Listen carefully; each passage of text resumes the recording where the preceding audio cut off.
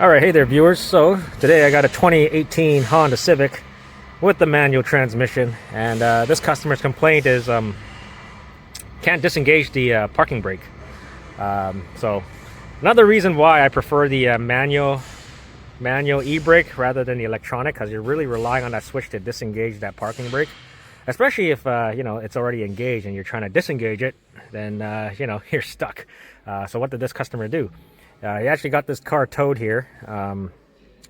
What you can do if you're having this issue, if you have a scanner, you can plug in the scanner and then use the scanner to control the rear parking brake to release it.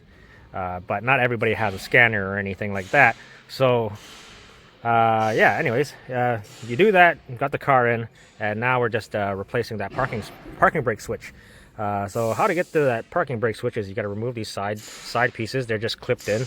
I already kind of popped them off already. They just pull right out. Okay, that one's not coming out really easily, but this thing comes out because you can see all these clips. And then you got a couple screws here, and then you got a screw there, and then you can just pop this panel off. You don't have to take the shifter knob off because I think it might be. You can lift it far enough to access that switch from underneath and then just remove it. But yeah, anyways, let me just get to that point and I'll bring you guys back. Okay, so I just removed these two screws on each side, and this thing just pops right up, right? Yeah, you can pull it up far enough to disconnect the connector for the switch, and then they're just held in by these tabs. So get yourself like a little pick tool and then just release those tabs. Don't break the tabs, because if you break them, then and you got nothing holding that switch in anymore. So be gentle. Don't force them if you can't get them out. So just release those tabs on that side, and then on this side, and then that switch just slides right out. So pretty simple. So if you're having issues with your parking brake switch, that's how easy to replace it, and you can probably just do it yourself. But this one has a comprehensive warranty, so we're replacing it for this customer. Okay, so I popped the parking brake switch out, right? Here it is, made in Mexico. You can see right there. I find a lot of these like Honda switches and stuff are made in Mexico, especially like the start-stop switches on like the HRVs and the pilots and stuff that tend to fail, right? Because there's a bulletin on it.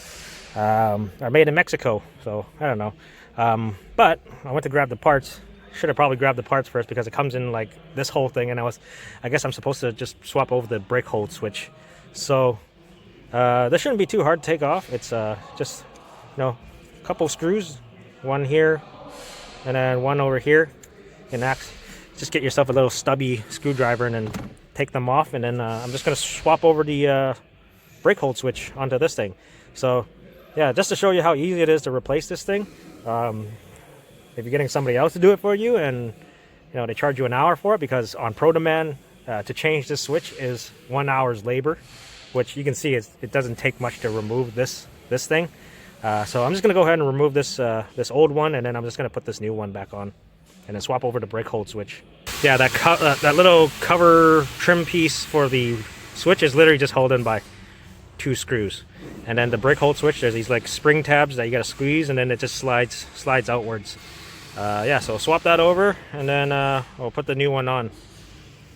Put the switch back in. It's not too difficult, as you can see. You can probably do it yourself. It's pretty easy, but on Pro Demand it says it's 1 hour to change that parking brake switch, which, as you can see, it's pretty simple. You can probably do it yourself. This is all just clipped in, and then 2 screws, and then a couple screws holding this. But yeah, still, that's the reason why I prefer the good old manual, parking brake lever over the electronic parking brake switch.